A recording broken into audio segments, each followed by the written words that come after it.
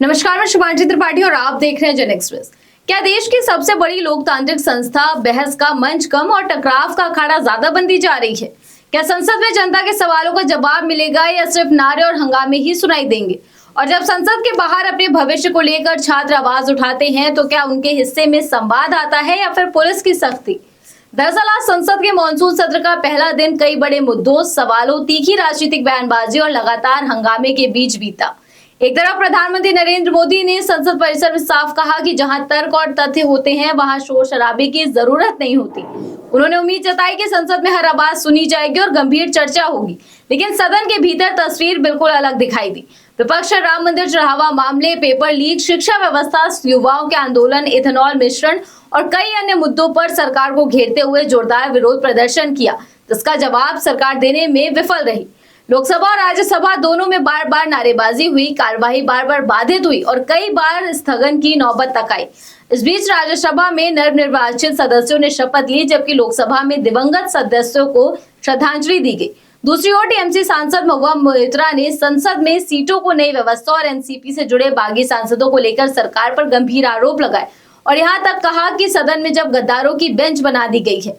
वहीं India block की बैठक में विपक्ष ने साफ कर दिया कि वो इस पूरे सत्र में सरकार से हर उस मुद्दे पर जवाब मांगेगा जो जनता और युवाओं से जुड़ा है। इसके साथ ही कांग्रेस अध्यक्ष और राज्यसभा में विपक्ष के नेता मल्लिकार्जुन खड़गे ने राम मंदिर चढ़ावा मामले की स्वतंत्र जांच, पेपर लीक के लिए जिम्मेदारी तय करने और शिक्षा मंत्री धर्मेंद्र प्रधान के इस्तीफे की मांग उठाई।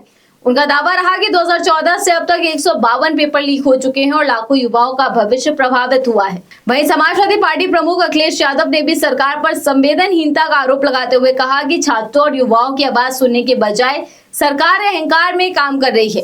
संसद के भीतर राजनेताओं में बहस की मांग उठ रही थी तो सदन के बाहर छात्र जंतर मंतर पर छात्र प्रदर्शन कर रहे थे। शिक्षा व्यवस्था, भर्ती परीक्षाओं और पेपर लीक के खिलाफ बड़ी संख्या में छात्र राजधानी पहुंचे और संसद घेराव का प्रयास किया।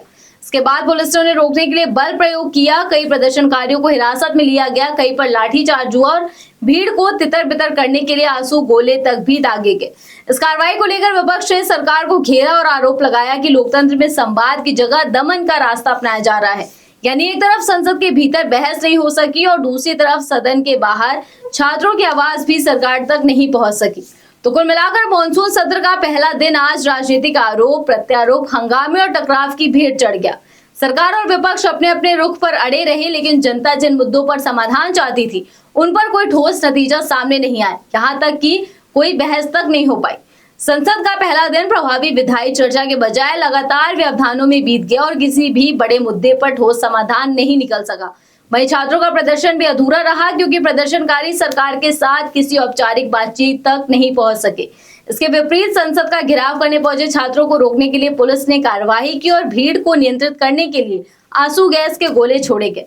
अब सभी की नजरें संसद के दूसरे दिन की कार्रवाई पर टिकी हैं, जहां ये उम्मीद की जा रही है कि हंगामे की जगह संवाद होगा, विपक्ष अपने मुद्दे विस्तार से रखेगा, सरकार जवाब देगी और देश जिन सवालों का उत्तर चाहता है उन पर कुछ ठोस फैसला या सार्थक चर्चा देखने को मिलेगी। आखिर लोकतंत्र की असली ताकत बहस, जवाबदेही और समाधान में है, सिर्फ टकराव में नहीं।